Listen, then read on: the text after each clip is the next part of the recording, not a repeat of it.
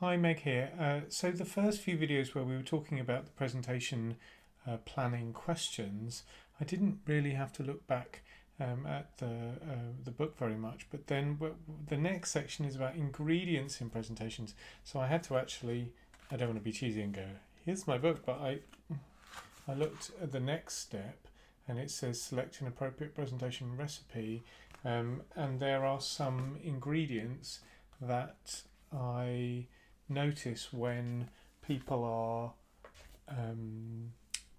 doing a really good presentation. And so we're going to talk about these just so that when you're planning things you can make sure that you're including stuff. One of the big things that you want to be thinking about is benefits and downsides. When you're making your recommendation, you want people to take action. It can seem really obvious to you what the benefits are of the thing that you're recommending, but people don't always make that link. So if you go back to those planning questions we were talking about, and question 4 is what's important to these people, then you being able to link to that if they follow your recommendation they're going to get more of what's important to them, can be really key to people taking action. And so at the beginning of your presentation you need to give people reasons to listen, because people have so many things they can think about otherwise, and it may be that you need to get their attention and keep their attention by linking things to what's important. The other part of this is so benefits are people getting more of what they value. The downsides are people losing what they value, and there's some evidence to suggest that we are more motivated by what we stand to lose than what we stand to gain. And so your thought process needs to be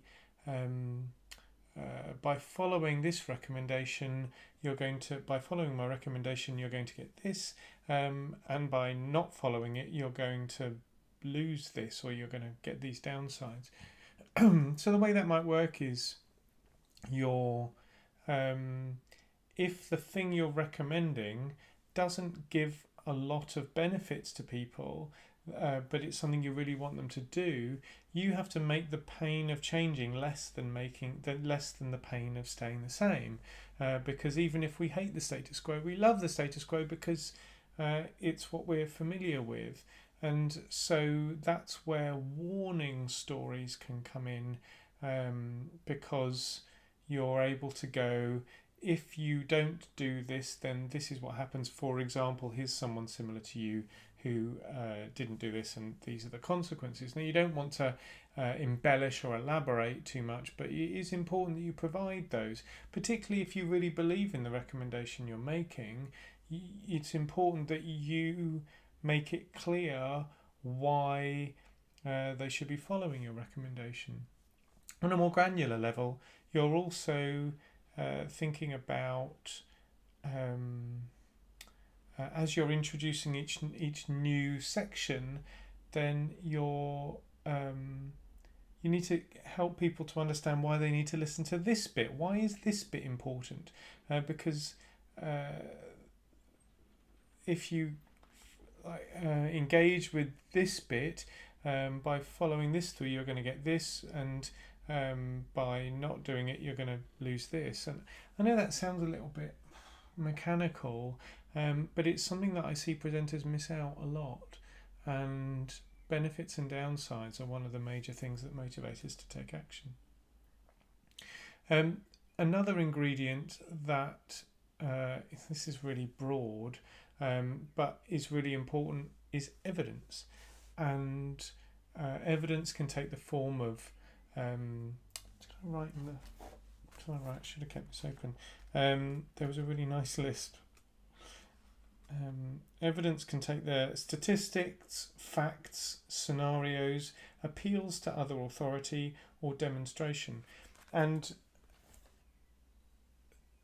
as people are listening, they want to know where the information's coming from, and what backs up your points. And so if you're able to do things in a smart way, to go either here are some examples of how it's been done successfully, or as we just said, here are some warning stories about how it was done unsuccessfully. Here are statistics that are really clear that support this. Here is maybe even a demonstration of the thing that I'm talking about. Then evidence is important. And then one of the parts of evidence, which we're going to spend a whole week I imagine, of videos talking about, is story. And stories is one of those secrets of interesting presenters. Like when I go and watch conferences and MC conferences, I see lots of presentations, and you can really draw a line between the interesting speakers and the boring ones, because the interesting speakers speak from their experience and they share stories, not other people's stories and not apocryphal stories you found on the internet, but sharing your own experience. And sometimes people say, oh, I'm worried about making a story because my life is boring, or there isn't enough, like I don't know how to be funny. And I think if you frame stories as evidence, then you're much more able to just do them in a really ordinary way. And we're going to talk later on in another set of videos about how you access stories, why stories are important, what even a story is. Story can be a bit misleading, and the different types of stories that you can tell, because they really are vital. I made a whole section of the book about stories, because there's something that's so easy to miss when you're presenting, and yet are incredibly powerful. So those are two of the ingredients. There's a few more which are going to be in the next couple of videos. So benefits and downsides and evidence, including stories, are some of the things you can think about. So if you go and look at, you've thought about your 4 questions, you've gone and reflected, and then now as you begin to think about your key points, if you go, okay, so what evidence might I bring in for those? How do I have a variety of evidence? How do I talk about benefits and downsides for these people who are going to be there? Then you're already on the road to being much more persuasive and confident. See you in the next one. Click what you need to in order to get reminded, subscribe, whatever, in order to hear more of these videos. And we're going to talk about a couple of really vital bits of a couple of vital ingredients, which can mean you can keep people's attention really easily when you are presenting. See you in the next one.